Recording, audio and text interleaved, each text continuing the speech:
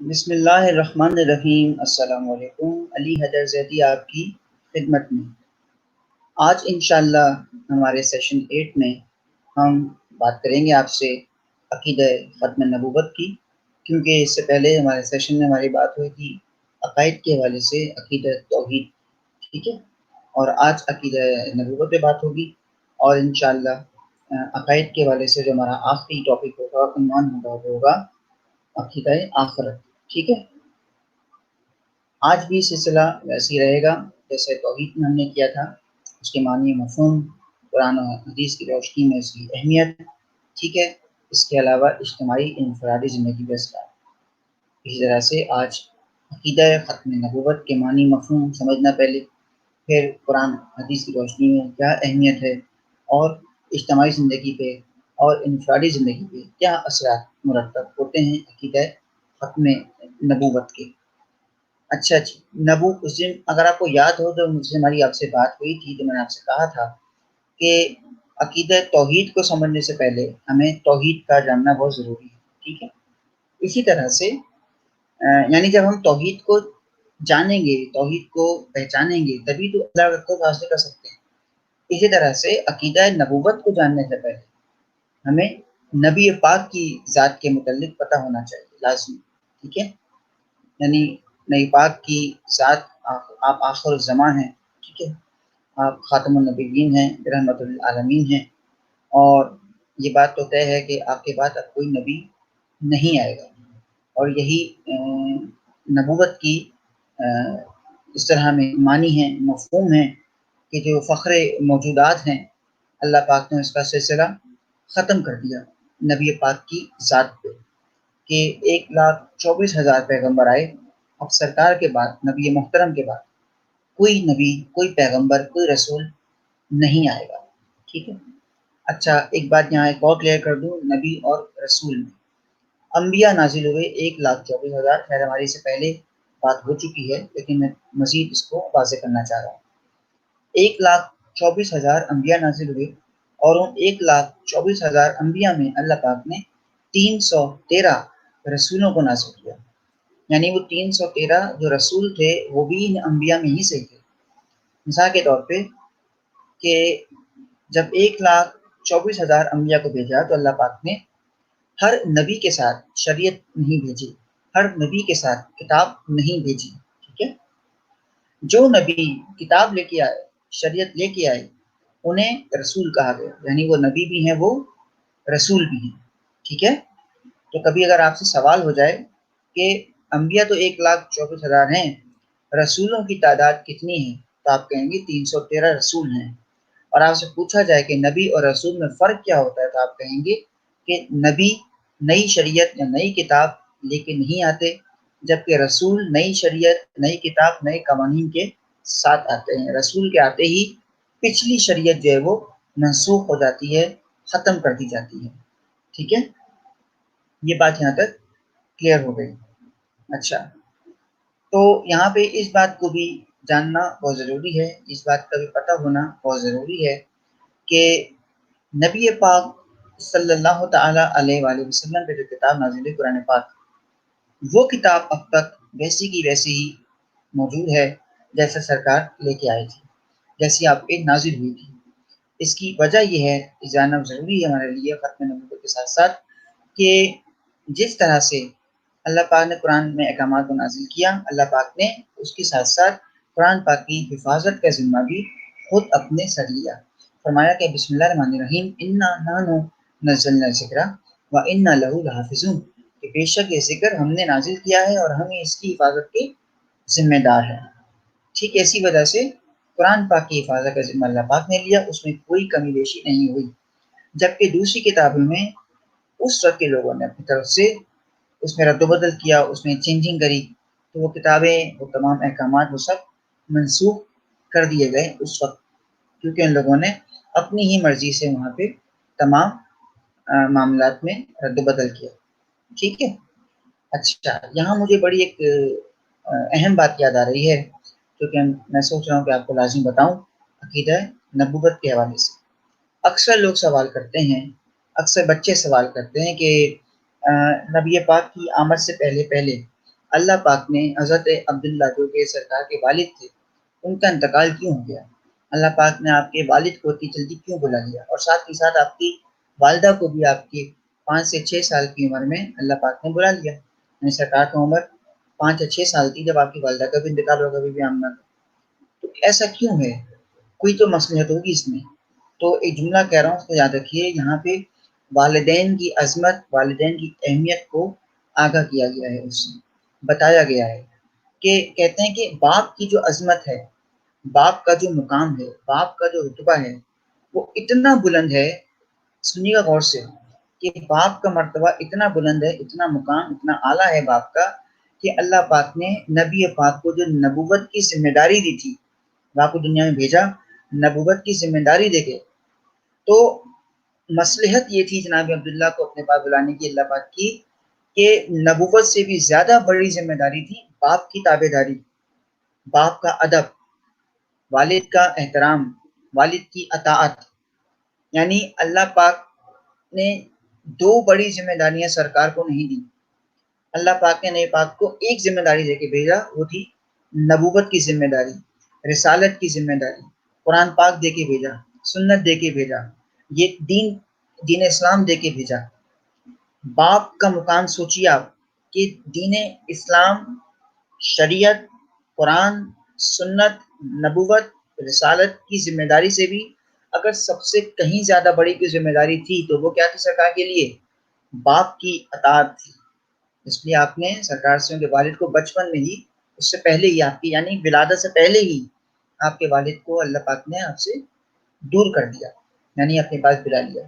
اور یہی be be Amna کے ساتھ ہوا، جب آپ 6 سال کی تھیں، جب آپ سرکار 6 سال کے تھے، 5-6 سال کے تھے، آپ کی والدہ بی بی آمنہ کو اپنے پاس بلا لیا، کیونکہ ماں باپ کی اطاعت، ماں باپ کا رتبہ، ماں باپ کی فضیلت، ماں باپ کا درجہ، ماں باپ کا مقام، ماں باپ کی پیروی رسالت اور نبوت کی ذمہ داری سے کہیں زیادہ ہے، ٹھیک ہے؟ اسی لیے سرکار اکثر کہا کرتے تھے کہ کاش کہ میری ماں زندہ ہوتی اور میں عشاء کی نماز پڑھ رہا ہوتا اور وہ مجھے اگر آواز دیتی تو میں محمد نماز توڑ کے بھاگا بھاگا اپنی ماں کے پاس چلا جاتا۔ یہ سرکار کا فرمان ہے، ماں کی عظمت کے حوالے سے، ماں کے حوالے سے، ماں کا مقام بتایا۔ اور یاد رکھیے، حدیث رسول ہے کہ اگر جنت ماں کے قدموں تلے ہے، اگر جنت ماں کے قدموں میں ہے تو اس کی چابی باپ ہے، جنت کی کنجی باپ ہے، دروازے جنت کے دروازے کی چابی جو ہے وہ باپ کی اطاعت ہے، باپ کی فرما برداری ہے، ٹھیک ہے؟ یہ کچھ باتیں تھیں جو بتانا آپ کے لیے بہت مجھے ضروری تھا، ٹھیک ہے جی؟ تو عقیدہ نبوت کے معنی مفہوم ہم نے آپ کو بتائے، ٹھیک ہے؟ کہ عقیدہ نبوت یعنی کہ جہاں پہ سلسلہ ختم ہو گیا نبوت کا، فخر موجودات کا سلسلہ اللہ پاک نے ختم کر دیا، نہ انبیاء کا جو آمد کا سلسلہ تھا وہ سرکار کا ختم ہوا، رسولوں کی آمد کا سلسلہ سرکار کا ختم ہوا، کہا کہ اس کے بعد اب کوئی نبی، کوئی پیغمبر، کوئی رسول نہیں آئے گا، یہاں پہ سلسلہ روک دیا گیا، ٹھیک ہے؟ اور کیونکہ سرکار کی جو حیات مبارکہ ہے، نبی پاک کی جو کل زندگی ہے، وہ ہمارے لیے عملی نمونہ کے طور پہ پیش کی گئی، ٹھیک ہے؟ کہ اس میں اخلاقیات بھی ہیں، اس میں تربیت بھی ہے، اس میں درس بھی ہے، اس میں تعلیم، علم اور زندگی کے مختلف شعبہ زندگی کے حوالے سے اس پہ رہنمائی موجود ہے ہمارے لیے، سرکار کی اسوہ حسنہ، ٹھیک ہے جی؟ اب تھوڑی سی ہم یہاں پہ بات کر لیتے ہیں کہ عقیدہ نبوت کی عقیدہ نبوت کی کیا اہمیت ہے قرآن پاک کی روشنی میں اور احادیث نبوی صلی اللہ تعالی علیہ وآلہ وسلم کی روشنی میں۔ جیسے میں نے عقیدہ ختم نبوت میں ختمہ کے حوالے سے میں پڑھ رہا ہوں، اس سے پہلے میں نے عقیدہ توحید کے حوالے سے کچھ آیات اور کچھ احادیث آپ کو سنائی تھی، ٹھیک ہے؟ تو میں یہاں پہ بھی اسی طرح سے چند آیات قرآن پاک کی اور چند احادیث میں پڑھ کے آپ کو سنا دیتا ہوں تاکہ آپ کو اس کی اہمیت کا اندازہ ہو جائے، ٹھیک ہے جی؟ قرآن پاک میں اللہ پاک ہمارا سورہ آراف میں، سورہ آراف آیت نمبر 158 میں اللہ پاک فرماتا ہے کہ اے نبی آپ کہہ دیجئے کہ اے لوگو میں تم سب کی طرف اس اللہ کا بھیجا ہوا ہوں، یعنی آپ بشارت دے دیجئے، خوشخبری دے دیجئے ان لوگوں کہ آپ اللہ کی طرف سے بھیجے گئے ہیں، آپ اللہ کے نمائندے ہیں، آپ اللہ کے نائب ہیں، ٹھیک ہے؟ اور سورہ مائدہ کی آیت نمبر 3 میں اللہ پاک فرما رہا ہے کہ الیوم اکملت لکم دینکم واتممت علیکم نعمتی ورضیت لکم الاسلام دینا، کہ آج ہم نے تیرے لیے دین کو مکمل کر دیا اور تم پر اپنی نعمت کو مکمل کر دیا اور تمہارے لیے دین کو پسند کیا ہے، یعنی اسلام کو پسند کیا۔ یہ آیت سن کے آپ کو شاید یاد آ گیا ہوگا کہ ہم نے آپ کو جب حجت الوداع پڑھایا تھا اس وقت میں نے آپ کو یہ آیت بتائی تھی کہ اس وقت یہ آیت نازل ہوئی تھی، ٹھیک ہے، جہاں پہ دین کی تکمیل کی خوشخبری دی گئی تھی باقاعدہ۔ اور پھر سورہ سبا آیت نمبر 28 میں فرمایا کہ اور ہم نے آپ کو تمام لوگوں کی طرف بھیجا ہے، یعنی اللہ پاک نے اپنا نائب بنا کے بھیجا ہے، اپنا خلیفہ بنا کے بھیجا ہے، اپنا ایک اپنی طرف سے خود سرکار کو بھیجا ہے اپنا خلیفہ بنا کے کہ تم جا کے لوگوں کو قرآن کی تعلیم دو، اللہ کی آیات کی تعلیم دو، انہیں آگہی دلواؤ، ان کو شعور ہو تاکہ لوگوں کو، ٹھیک ہے، ان کو زندگی کی طرف لے کے آؤ۔ اور پھر ایک جگہ فرمایا سورہ انبیاء آیت نمبر 107 میں کہ اور ہم نے آپ کو تمام جہانوں کے لیے رحمت بنا کے بھیجا وما ارسلناک الا رحمۃ للعالمین، ٹھیک ہے۔ اور ساتھ ساتھ ایک اور آیت قرآن پاک کی بڑی مشہور ہے کہ بسم اللہ الرحمن الرحیم وما ارسلناک الا شاہدا ومبشرا ونذیرا، کہ ہم نے آپ کو گواہی دینے والا بنا کے بھیجا، ہم نے آپ کو بشارت دینے والا بنا کے بھیجا، ہم نے آپ کو ڈرانے والا بنا کے بھیجا، ٹھیک ہے۔ شاہد کہتے ہیں گواہی دینے والے کو، مبشر کہتے ہیں خوشخبری دینے والے کو، نذیر کہتے ہیں ڈرانے والے کو، ٹھیک ہے۔ یہ چند آیات کے ترجمے میں نے آپ کے سامنے پڑھی۔ احادیث کے حوالے سے بھی بات کر لیتے ہیں یہاں پہ تھوڑی بہت کہ سرکار نے خود سے سرکار کے فرمان ہیں، ٹھیک ہے، اپنی نبوت کے حوالے سے، اپنی رسالت کے حوالے سے فرماتے ہیں کہ میں آیا اور انبیاء کا سلسلہ ختم کر دیا گیا، ٹھیک ہے، مسلم شریف کی حدیث ہے، سرکار کا فرمان ہے کہ میں آیا اور انبیاء کا سلسلہ ختم کر دیا گیا۔ اور ایک مقام پہ آپ نے فرمایا کہ علی میرے لیے ایسے ہیں جیسے موسیٰ کے لیے ہارون، مگر میں آخری نبی ہوں، ٹھیک ہے۔ یہ بخاری شریف کی حدیث میں نے آپ کو بتایا۔ پھر بتایا کہ میرے بعد کوئی نبی نہیں آئے گا بلکہ خلفاء ہوں گے، یہ بخاری شریف کی حدیث میں پیش کری آپ کے سامنے۔ اور ایک بتایا کہ میری امت میں 30 کذاب ہوں گے، کذاب کہتے ہیں جھوٹ بولنے والے، کاذب، میری امت میں 30 کذاب ہوں گے، حالانکہ میں خاتم النبیین ہوں، لیکن میں خاتم النبیین ہوں کہ جس پہ نبوت کا اختتام ہو چکا ہے، سلسلہ نبوت روک دیا گیا ہے، ٹھیک ہے۔ اچھا جی، یہ تو کچھ باتیں ہماری ہو گئیں نبوت کے معنی، مفہوم اور اس کی اہمیت قرآن اور حدیث کی روشنی میں۔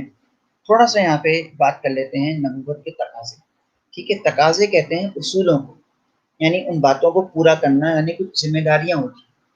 یہ ذمہ داری کس کی ہے؟ بحیثیت مسلمان ہماری ہے۔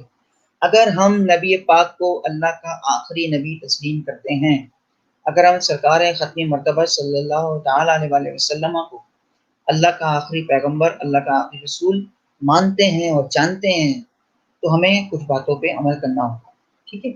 سب سے پہلا کیا ہے کہ سرکار پہ ایمان لانا، ٹھیک ہے۔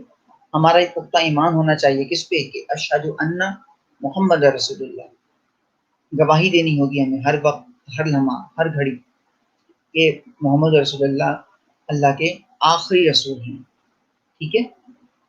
اور آپ یہاں پہ عجیب اتفاق دیکھیے کہ اللہ پاک نبی پاک کی گواہی سے پہلے وہ اپنی وحدانیت کا اقرار کرواتا ہے، پہلے اپنی گواہی دلواتا ہے۔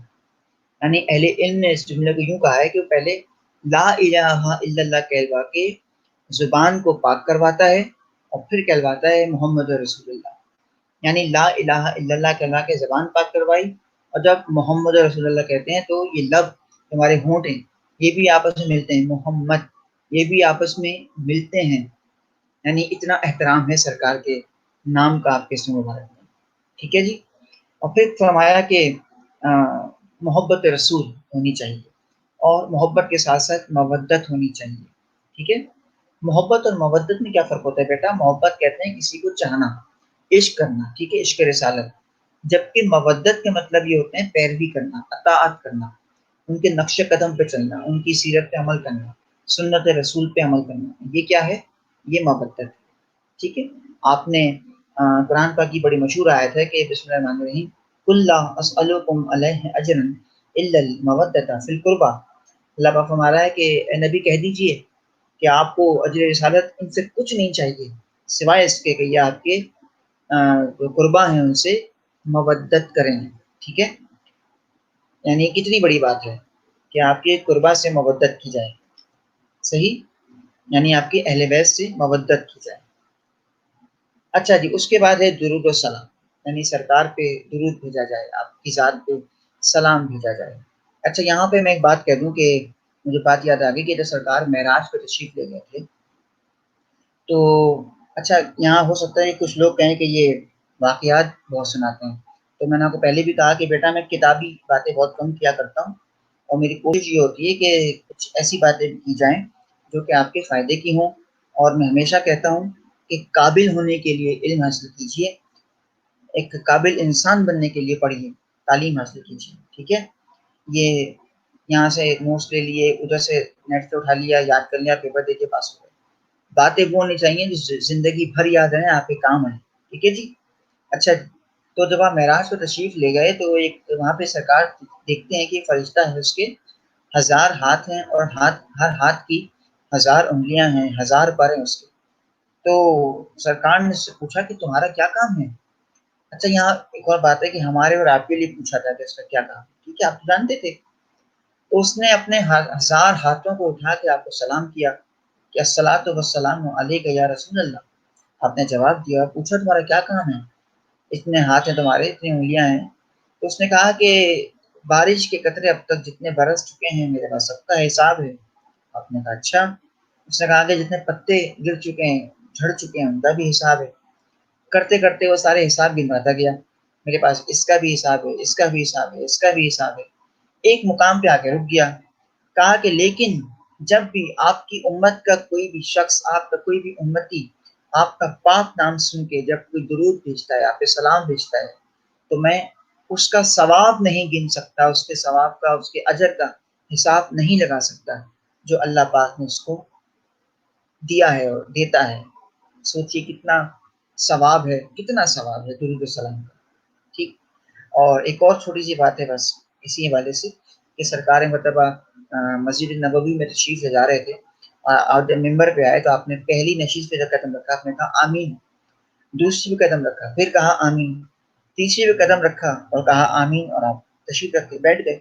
تو اصحاب نے بعد میں پوچھا کہ یا رسول اللہ اس سے پہلے کبھی ایسا نہیں ہوا، یہ آپ نے آمین کیوں کہا، اور ہم نے کسی نے کوئی دعا نہیں مانگی، آپ نے بھی کوئی دعا نہیں کری، تو آمین کیوں کہا آپ نے. تو سرکار نے فرمایا کہ جب میں ممبر پہ آیا ہوں تو اللہ کے فرشتے روح الامین حضرت جبرائیل تشریف لائے تھے، اور انہوں نے 3 دعائیں کی تو میں نے اس میں آمین کہا.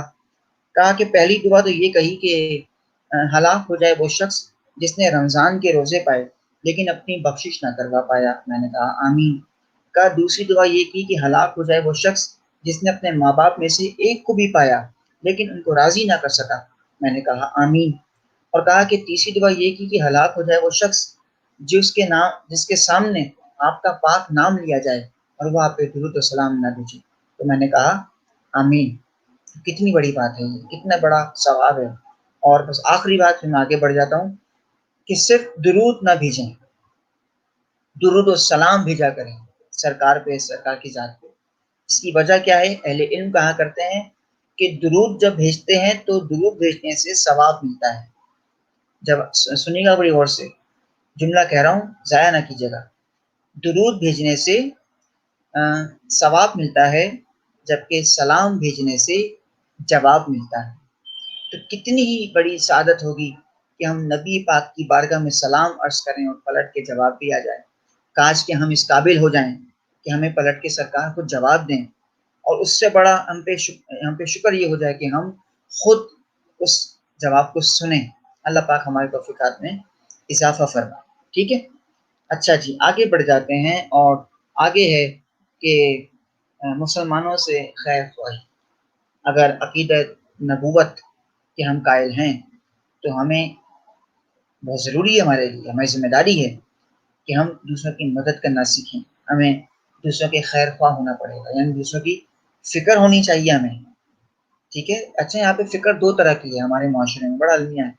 ایک تو ہم لوگوں کی اس لیے فکر کرتے ہیں کہ ہم ان کی ٹو میں لگے رہتے ہیں، وہ جو कुटनी किस्म के लोग होते हैं ना, वो टो में लगे रहते हैं दूसरों के, किसके घर में क्या हो रहा है, क्या पका है, कौन आया है, कौन गया था, ये कहाँ जा रहे हैं और कब आए थे, ये सब नहीं, इस तरह से नहीं। यहाँ खैर ख्वाही से मुराद ये है कि ऐसी खैर ख्वाही हो कि अगर वो तंगदस्त है, किसी ऐसे हाल में है कि उसके पास खाने को नहीं है, पहनने को नहीं है, ओढ़ने को नहीं है, उसके माली हालात सही नहीं है, माशी हालात सही नहीं है, तो उसकी मदद करो, ठीक है।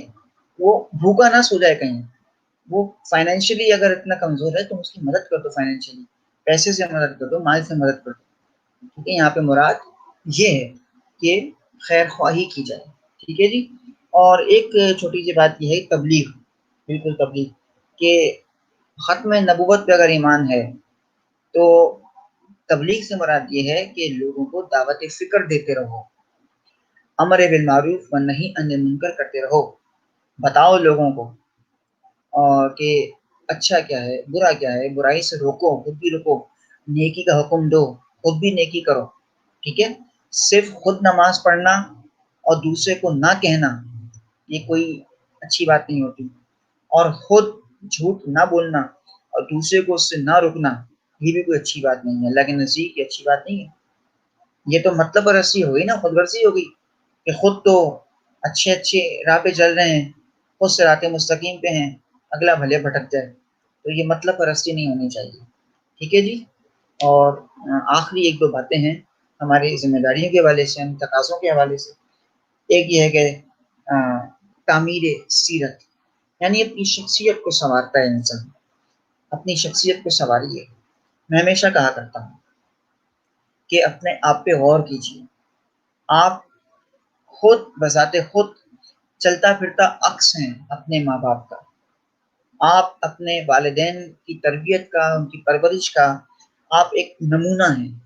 आपके उठने बैठने से, आपके चलने फिरने से, आपके बात करने से अंदाज़ा होता है कि आप किस ख़ानदान से हैं। यहाँ जुमला कह दूँ, हमारे उस्ताद जुमला कहा करते थे कि मैं किताब में कैसे तहरीर करूँ तेरा शजरा, मैं किताब में कैसे तहरीर करूँ तेरा शजरा, ज़बान से कबीले का पता चलता है। यानी गुफ्तगू बताती है, आपकी गुफ्तार बताती है कि आपका ख़ानदान कैसा है, आपके वालिदैन कैसे हैं, आपका उठना बैठना किन लोगों में है, आपके दोस्त अहबाब कैसे हैं, आप किन लोगों के साथ खाते पीते हैं, आते जाते हैं, आपकी गैदरिंग किन लोगों में है, ठीक है। तरबियत और परवरिश का अंदाज़ा है, तो अपनी शख्सियत को संवारिए, ठीक है जी। तामीर सीरत, ये कुछ तकाज़े हो गए, ज़िम्मेदारियों की बात हो गई कि पता हो हमें कि अगर नबूवत पे यकीन है हमारा, इस अक़ीदे पे, तो कुछ ज़िम्मेदारियाँ भी हैं, ज़ाहिर-सी बात है। तो अब हम आगे बात करते हैं, और जिस तरह से मैंने अक़ीदत तौहीद में आपको बताया था, इनफ़रादी और इज्तिमाई असरात होते हैं ज़िंदगी पे, इसी तरह से कुछ असरात हैं अक़ीदत नबूवत के इस इनफ़रादी और इज्तिमाई ज़िंदगी पे, यानी आपकी पर्सनल लाइफ़ पे और जो हमारी सोशल लाइफ़ है, जो माशरती ज़िंदगी है, उस पे क्या असरात हैं, ठीक है जी। तो यहाँ भी छोटी-छोटी बातें हैं जिस पे गौर कीजिएगा, ठीक है, और अमल करने की कोशिश कीजिएगा।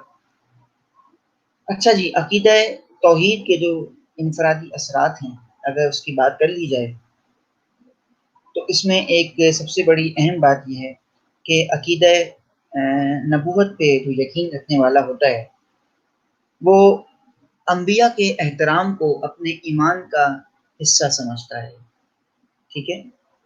यानी आजकल आप देखते हैं, आपने खुद देखा कि अक्सर हम बेशतर यहाँ डेनमार्क में, अमेरिका में और न्यूज़ीलैंड में, और क्योंकि मुल्कों के नाम बता रहे हैं तो होता रहता है, इंग्लैंड में, इंडिया में ख़ास तौर पे, ठीक है, वहाँ भी ऐसा हो चुका है कि हमारे नबी पाक के शान के खिलाफ वहाँ की सरकार की शान में गुस्ताखी होती है, ठीक है।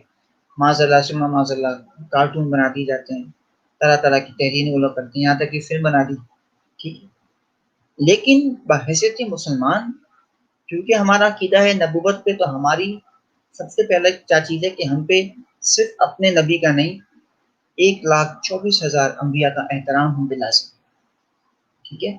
हमें सिर्फ़ अपने नबी का एहतराम नहीं करना, हमें तमाम अंबिया का एहतराम करना है। जनाब ईसा हमारे सर का ताज है, जनाब मूसा हमारे सर का ताज है, जनाब इब्राहीम, जनाब दाऊद हमारे सर का ताज है, تمام انبیاء ہماری سر آنکھوں پہ، ٹھیک ہے، ہم ان کے نالین کے ذروں کی دھول برابر بھی نہیں ہیں، صحیح۔ تو جو عقیدہ نبوت پہ یقین رکھتا ہے اور قائل ہو تو وہ ہر نبی کا احترام کرتا ہے، ٹھیک ہے۔ اور اسی وجہ سے کیا ہوتا ہے کہ ہمارے اندر والدین کی عزت اور احترام کا جذبہ بھی لازم ہوتا ہے، اور والدین کے ساتھ ساتھ اساتذہ کی عزت و احترام کا جذبہ ہوتا ہے۔ کیوں؟ کیونکہ یہ تعلیم، یہ علم، کہا جاتا ہے کہ علم انبیاء کی میراث ہے، ٹھیک ہے۔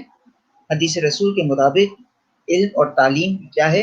یہ انبیاء کی میراث ہے، اور میراث کہتے ہیں کہ جو چیز وراثت میں ہوتی ہے، ملی ہوتی ہے، وراثت، انہیریٹڈ، ٹھیک ہے۔ انبیاء سے علم منتقل ہوا ہے علماء میں، علماء کے ساتھ ساتھ آپ کے اساتذہ میں۔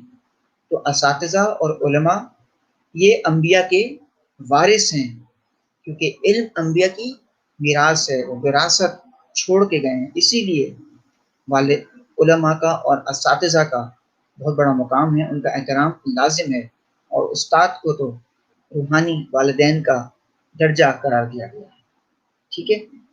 اچھا، مجھے یہاں ایک اور چھوٹی سی بات یاد آ گئی، دیکھیں باتوں سے باتیں نکلتی ہیں۔ قطر میں کیا ہوتا ہے کہ اچھا یہ بات مجھے میرے بھائی نے بتائی، وہ قطر گیا ہوا تھا، وہاں وہ بتا رہا تھا کہ یعنی ٹیچر کی بات ہو رہی ہے، اس نے کہا کہ ہم جا رہے تھے روڈ گاڑی پہ، تو اس نے کہا کہ اچانک سے ہم دیکھ رہے تھے یہ گاڑی ہے جو بالکل نا ان کے آگے جا رہی ہے، اور آگے والی گاڑیاں اس کو رستہ دے رہی ہیں خود بخود، اس نے کوئی ہارن نہیں دیا، اس نے کوئی بیپر وغیرہ نہیں دیے، لیکن اس کو رستہ دے دیا جانے کا۔ کہنے کے بعد میں ایسے بیٹھے ہوئے تھے شام میں، ہم نے ایسے دوست وغیرہ سے کہ یار یہ صبح دیکھا تھا اس گاڑی والے کو سب نے کیسے جگہ دے دی تھی، بھائی عجیب بات ہے یار، اور ایسے کیسے اس کو جگہ دے رہا تھا۔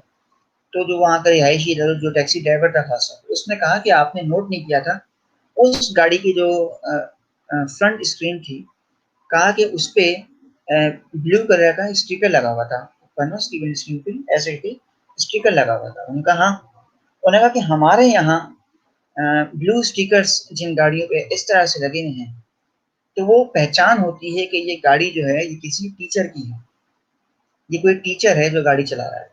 اور کہا کہ ہمارے ملک میں ٹیچر کی گاڑی کو وہ پروٹوکول حاصل ہے جو آپ کے یہاں کسی ایمبولینس کو حاصل ہوتے ہیں۔ ہمارے کیا ہوتا ہے کہ ایمبولینس جب گزر رہی ہوتی ہے تو خود بخود اس کو رستہ دے دیتے ہیں، ہے نا۔ وہ الگ بات ہے کہ ہم بائک والے جو ہیں وہ پیچھے لگا دیتے ہیں ایمبولینس کے کہ رستہ مل جائے گا، لیکن جو پروٹوکول کہا کہ آپ کے یہاں ایمبولینس کو حاصل ہے وہ ہمارے یہاں ٹیچر کی گاڑی کو حاصل ہے۔ سوچیے کتنا عزت کرتے ہیں وہ اپنے اساتذہ کی، اس لیے وہ ترقی بھی تو کر رہے ہیں ساتھ ساتھ۔ اور معذر کے ساتھ اگر ہمارے یہاں بچوں کو پتہ چل جائے کہ یہ گاڑی ٹیچر کی ہے، وہ تو ہوا ہی نکال دیتے ہیں، پتہ نہیں کیا کرتے ہیں گاڑی کے ساتھ۔ تو یہ کچھ باتیں تھیں جو سمجھنے کی بہت ضرورت ہے۔ اللہ پاک توفیقات میں اضافہ فرمائے، اور آپ کو اور ہمیں اور مجھے اساتذہ کی، والدین کی، علماء کی عزت کرنے کی توفیق عطا فرمائے۔ اچھا جی، ایک بڑی اہم بات، اور وہ یہ کہ عقیدہ توحید پہ جو یقین رکھتا ہے، ٹھیک ہے، اس کا کامل یقین یہ ہوتا ہے کہ اس کے ہر عمل کو اللہ دیکھ رہا ہے، جیسے آپ نے عقیدہ توحید میں پڑھا تھا، تقوی اور پرہیزگاری، ٹھیک ہے، تو یہاں پہ بھی یہ چیز لاگو ہوتی ہے۔ وہ جانتا ہے کہ اس کے ہر عمل سے اس کا پروردگار، اس کا خالق، اس کا مالک واقف ہے، غافل نہیں ہے، وہ دیکھ رہا ہے، وہ جانتا بھی ہے، ٹھیک ہے۔ تو یقین کامل ہونا چاہیے کہ میری ہر خطا کو، میرے ہر عمل کو، میری ہر بات کو سنتا ہے، دیکھتا ہے اور سمجھتا ہے، ٹھیک ہے جی۔ اور کہا کہ عقیدہ توحید کا جو ماننے والا ہوگا وہ ہر وقت اللہ کے رسول کی اطاعت کرتے ہوئے اللہ کے قرب کا طلبگار ہوگا، ٹھیک ہے۔ جو عقیدہ نبوت جس کا یقین ہے پختہ، وہ نبی اور نبی کے رب کی اطاعت کا طلبگار ہوتا ہے، ان کا قرب حاصل کرتا ہے، ٹھیک ہے، ان کے قریب تر قریب ہونا چاہتا ہے کہ میں نبی اور اللہ کے قریب تر قریب ہو جاؤں اپنے ہر عمل سے، اور ایسا کوئی کام نہ کروں جو میرے اللہ اور اس کے نبی کے نزدیک ناپسندیدہ ہو، ٹھیک ہے جی۔ اور پھر ایک بڑی اہم بات ہے وہ یہ کہ عقیدہ توحید پر جو ایمان رکھتا ہے، ٹھیک ہے، اس میں اس انسان سے کیا ہوتا ہے کہ خود سری کا خاتمہ ہو جاتا ہے۔ یعنی ایک چیز ہے وہ یہ کہ صرف ایک ہوتا ہے نا میں، یہ لفظ میں جو ہے، جب تک آپ کے اندر لفظ میں رہے گا، میں، تو کیا ہوگا؟ تکبر، غرور، یہ چیز ہمارے اندر رہے گی۔ اپنے اندر سے میں کو نکال دیجیے، ٹھیک ہے، تو نہ غرور اندر آئے گا، نہ تکبر اندر آئے گا۔ یعنی اکثر لوگ سنا ہوگا آپ نے، بڑے مزے سے کہہ رہے ہوتے ہیں کہ جی، اکثر سنا ہوگا آپ نے کہ جی ہم تو سیلف میڈ ہوں، میں تو سیلف میڈ ہوں، میں تو جو بھی ہوں اپنے ہی بلبوتے پہ ہوں، میرے لیے کسی نے کچھ نہیں کیا، نہ میرے ماں باپ نے کچھ کیا ہے میرے لیے، نہ میرے بھائی بہن نے کچھ کیا میرے لیے، نہ میرا کوئی دوست کام آیا، نہ کوئی رشتہ دار کام آیا۔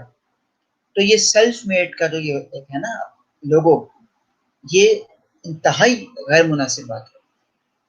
یہ ممکن ہی نہیں ہے کہ کوئی شخص ایسا ہو اس دنیا میں تو یہ کہے کہ جی وہ خود سے بنا ہے، جو کچھ ہو گیا اس کے ساتھ، وہ تو کچھ تھا ہی نہیں۔ آپ کو پتہ ہے سیلف میڈ کا دعویٰ سب سے پہلے کس نے کیا تھا؟ یقین کریں گے آپ؟ سیلف میڈ کا دعویٰ سب سے پہلے فرعون تھا۔ فرعون، حضرت موسیٰ کے دور میں فرعون تھا۔ فرعون، نمرود، قارون، شداد، یہ ایسے شیطان تھے جنہوں نے سیلف میڈ ہونے کا دعویٰ کرتے تھے کہ بھائی ہم جو بھی ہوں، میں جو بھی ہوں اپنے بلبوتے پہ ہوں، بس میں نے اپنے بلبوتے پہ کیا ہے۔ تو ان کا انجام بھی آپ نے دیکھ لیا، فرعون کا کیا انجام ہوا، نمرود کا کیا انجام ہوا، شداد کا کیا انجام ہوا۔ یعنی مثالیں دے دوں پھر آگے بڑھ جاتا ہوں کہ فرعون زندگی بھر کہتا رہا کہ یہ ساری خدائی میری ہے، معاذ اللہ ثم معاذ اللہ، ہاں، خود خدائی کے دعوے کرتے رہا، لوگوں سے کہتا رہا کہ جی مجھے خدا مان لو، میں تمہارا خدا ہوں، میری پوجا کرو، میری عبادت کرو، میرے آگے جھکو، ٹھیک ہے۔ اور آخر میں کیا ہوا کہ جب دریا میں غرق ہو رہا تھا وہ، تو حضرت موسیٰ نے بعد میں اللہ پاک سے پوچھا کہ اے پروردگار، بڑا تعجب ہوا مجھے آج کا، کیوں کیا ہو گیا؟ کہا کہ اتنے اس سے بیچارہ یہ گڑ گڑا رہا تھا۔ یہ کہا حضرت موسیٰ نے کہ بیچارہ گڑ گڑا رہا تھا، معاف کر دیتا، تو معاف کرنے والا ہے۔ تو سوچئے، سنیے ذرا اللہ پاک نے کیا فرمایا۔ کہا موسیٰ تم نے غور نہیں کیا تھا وہ کیا کہہ رہا تھا؟ مر رہا تھا تو مرتے مرتے یہ کہہ رہا تھا کہ موسیٰ اپنے خدا سے کہو مجھے بچا لے، موسیٰ اپنے خدا سے کہو مجھے بچا لے۔ یعنی اس کی خود سری کا عالم یہ تھا، اس کی یہ جو سیلف میڈ کا خناس اس کے ذہن میں بھرا ہوا تھا، اس نے یہ نہیں کہا، اس سے یہ نہیں کہا گیا کہ اے خدا تو مجھے بچا لے، تب بھی وہ کمبخت یہی کہتا رہا کہ اے موسیٰ تم کہو اپنے خدا سے کہ مجھے بچا لے۔ بتائیے، یعنی اسے کیا کہتے ہیں؟ تکبر، اسے کہتے ہیں تکبر، اسے کہتے ہیں غرور، کہ اس کے یہ سیلف میڈنس کا جو ٹھپا اس نے اپنے پر لگا لیا تھا، اسٹیمپ لگا لی تھی، اس کو برداشت ہی نہیں ہو رہا تھا کہ میں مر رہا تھا، موت کے منہ میں تھا، غرق ہو رہا تھا، تب بھی وہ غرور، وہ تکبر اس کا ختم نہیں ہوا، وہ اکڑ اسی ختم نہیں ہوئی۔ تو یہ حال ہوا اس کا، دنیا نے دیکھا۔ شداد کی مثال لے لیجیے، شداد نے جنت بنائی، ہاں جی، خود سے جنت بنائی اور اعلان یہ کیا کہ جی اس کا جو جہنم ہے، یعنی اللہ پاک نے کہا کہ اس کا جو جہنم ہے وہ میری جنت ہے، اور میری جنت جو ہے اس کا جہنم ہے، خود سے خود ہی اس نے اصطلاح جوڑ دی، ٹھیک ہے۔ اور کتنے سال لگے تھے اس کی جنت کو بننے میں، ٹھیک ہے۔ اور جب اس کی روح کو قبض کیا جا رہا تھا، ٹھیک ہے، اب سنیے جملہ سنیے گا کہ اسی لمحے کچھ دیر پہلے پوچھا حضرت پروردگار نے حضرت اسرائیل سے کہ اسرائیل تم نے لاکھوں کروڑوں انسانوں کی روحیں قبض کی ہیں، کبھی رحم نہیں آیا دل میں؟ تو کہا کہ یا اللہ تو نے پوچھ لیا تو بتا دیتا ہوں۔ کہا پوچھ۔ کہا ایک دفعہ ایک عورت تھی، وہ لکڑی کا تختہ تھا، اس کے اوپر اس کا وہ تھی، اس کا بچہ تھا، طوفان آیا بتا، بارش ہو رہی تھی، تو نے کہا کہ ماں کی روح قبض کر لے۔ مجھے بڑا رحم آیا بچے پہ کہ تو کہہ رہا ہے ماں کی روح قبض کر لے، اس بچے کا کیا ہوگا؟ اس کو تو جنگلی جانور کھا جائیں گے، ڈوب جائے گا، یا مچھلیاں کھا جائیں گی۔ تو نے کہا کہ اس کو ماں کی روح قبض کر۔ کہا پھر؟ کہا تیرا حکم تھا میں کیا کرتا، ماں کی روح قبض کر لی۔ کہا پھر کیا ہوا؟ کہا آج مجھے بڑا تعجب ہو رہا ہے، افسوس ہو رہا ہے۔ کہا کیوں؟ کہا شداد نے اتنے شوق سے جنت بنائی ہے مالک، کبھی اس کو ذرا سا دیدار جو کرنے دے جنت کا۔ کیونکہ جب شداد کی روح قبض ہوئی ہے تو تاریخ میں لکھا ہوا ہے اس کا ایک پیر اس کی جنت کے اندر تھا، ایک پیر اس کا باہر تھا، اور اس وقت یعنی وہ ایسا سے تھا یوں جا رہا تھا اور دونوں پاؤں اس کے نا یوں ہوا میں معلق تھے، ایسے تھے یوں، ایک پاؤں رکھنے والا تھا، دوسرا پاؤں اٹھا لیا تھا اس نے، اس کی روح قبض کر لیا اللہ پاک نے۔ اللہ پاک فرماتا ہے اسرائیل جس بچے پہ تجھے سالوں پہلے ترس آ رہا تھا، رحم آ رہا تھا، یہ ماں کو مار دیا ہے، بچے کا کیا ہوگا، وہی بچہ تو ہے شداد جس کی آج روح قبض کرتے ہوئے تجھے اتنا تعجب ہو رہا تھا، جو آج خدائی کے دعوے کر رہا تھا، جو خود سری کا دعویٰ کر رہا تھا، سیلف میڈ، میں تو سیلف میڈ ہوں، ہاں جی۔ اور وہی آپ دیکھیں نمرود کے ساتھ کیا ہوا، کتنے دعوے کرتا رہا وہ خدائی کی، اور موت کیسی ہوئی، ایک کیڑا جس کو پسو کہتے ہیں شاید، اتنا چھوٹا سا کیڑا ہوتا ہے، وہ گھس گیا اسے کان سے گھسا، ایک کو کوئی کہ ناک سے گھسا اور دماغ میں گھس گیا اس کے، اور ایسا گھسا کہ اس کا سر ہی چکرا گیا، یعنی اسی میں آج کی زبان میں اس کو کہہ لیں کہ ٹیومر ہو گیا، کچھ بھی ہو گیا، اس کا برین ہیمریج ہو گیا، ختم ہو گیا۔ تو کہاں کھڑے ہیں، اتنے شہرت، اتنا نام، اتنی دولت، اتنا پیسہ، فوجیں، لشکر، سب کچھ، اور لمحوں میں سب کچھ دھرا کا دھرا رہ گیا۔ تو بات آگے وہیں پہ کہ عقیدہ نبوت کا جو قائل ہوتا ہے وہ اپنے اندر سے اس چیز کو نکال دیتا ہے، ٹھیک ہے، سیلف میڈ کچھ بھی نہیں ہوتا۔ اس بات کو آج کے بعد یاد رکھیے گا، آپ کے سامنے کوئی بھی یہ بات کہے وہیں پہ اس کو شٹ اپ کال کریں اور کہیں اس کو کہ ایسا ممکن ہی نہیں ہے کہ کوئی شخص سیلف میڈ ہو، ایسے کیسے کوئی سیلف میڈ ہو جائے گا، اور یہ باتیں آپ کو نے 3 مثالیں دی، بتائیے گا اس کو، اور تب بھی نہ سمجھے تو کوشش کیجیے گا اس کو مطمئن کرنے کی، ٹھیک ہے، کیونکہ حضرت علی کا قول ہے کہ جب کسی کو مطمئن کرنا ہو، کسی کو اپنا قائل کرنا ہو تو دلیل سے قائل کرو، ٹھیک ہے، کسی کی تذلیل نہ کرو، ٹھیک ہے، کسی کو شرمندہ نہ کرو۔ اچھا جی، اور پھر آگے ایک چھوٹی سی بات ہے، اگر ہم بات کرتے ہیں اجتماعی اثرات، ٹھیک ہے، کیونکہ وقت ختم ہو رہا ہے، اور اجتماعی اثرات کی اگر بات کریں تو کہتے ہیں کہ جی ذاتی مفادات کا خاتمہ ہوتا ہے۔ جو عقیدہ نبوت کے قائل ہوتے ہیں وہ اپنے ذاتی مفاد کے بارے میں نہیں سوچتے، وہ اجتماعی طور پہ سوچتے ہیں، لوگوں کی مدد کرنا، کسی کے کام آنا، ٹھیک ہے، خود اپنے طور پہ نہیں سوچتے کہ بس میرا بھلا ہو جائے، یعنی وہ جو خود پہنتا ہے دوسرے کو پہنانا چاہتا ہے، وہ خود کھاتا ہے دوسرے کو کھلاتا ہے، ٹھیک ہے، اور پھر جو اس میں کیا ہوتا ہے اجتماعی طور پہ کہ ایک دوسرے کی حقوق کی ادائیگی احسن طریقے سے ہوتی ہے، ٹھیک ہے، وہاں پہ حق تلفی نہیں ہوتی ہے، دوسرے کی مدد ہوتی ہے، دوسرے کی حقوق بآسانی، حقوق لباس لوگ دوسرے کے ادا کرتے ہیں، ٹھیک ہے۔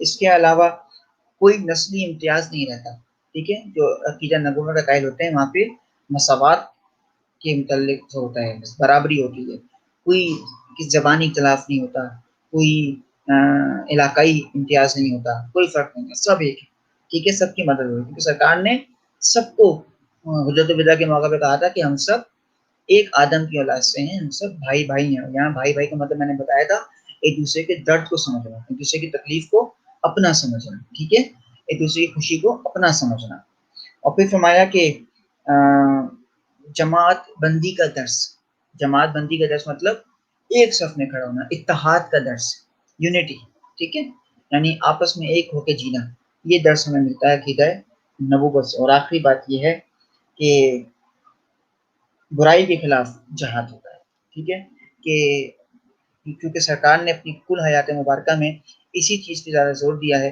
کہ تم برائی کے خلاف قدم بڑھاؤ، نیکی کی طرف بڑھو اور برائی کے خلاف قدم بڑھاؤ، ٹھیک ہے، برائی کا خاتمہ کرو، شر کا خاتمہ کرو، دین اسلام کو فروغ ملے گا، ٹھیک ہے۔ تو یہ کچھ باتیں تھیں عقیدہ نبوت کے متعلق، ٹھیک ہے، امتحان میں اس میں بھی سیم ویسی آتا ہے، کبھی آتا ہے اجتماعی یا انفرادی اثرات عقیدہ نبوت کے، کبھی قرآن حدیث کی روشنی میں اس کی اہمیت آتی ہے، ٹھیک ہے، اور معنی مفہوم کے ساتھ، ٹھیک ہے۔ تو یہ کچھ باتیں تھیں جو آپ کو بتائیں، عمل کرنے کی کوشش کیجیے گا، اور انشاءاللہ آپ سے ملاقات ہوگی اگلے سیشن میں انشاءاللہ، تو اس میں ہم بات کریں گے عقیدہ آخرت، ٹھیک ہے۔ اپنا بہت خیال رکھیے گا، جزاکم اللہ خیرہ، تسلیمات۔